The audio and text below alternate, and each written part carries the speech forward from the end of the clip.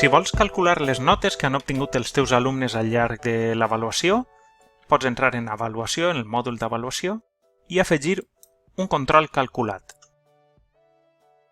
Li donem el títol, següent, i amb els dies que estaran disponibles, el dia 30, i ara el que farem és seleccionar quines proves de les que hem fet o hem programat en el mòdul d'avaluació tindran pes en l'avaluació.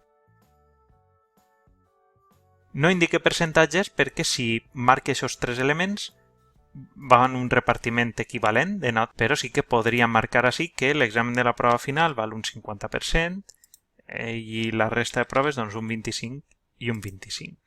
Puc indicar si tinc una nota de tall, un mínim, per a poder passar. En aquest cas no tinc mínim, doncs continue, assigni el grup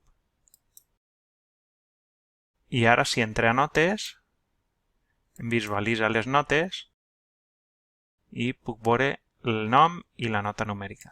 Tinc el llistat en pantalla, en aquest cas és un curs de prova i per tant no tinc res, però a tu te seria la nota numèrica resultant.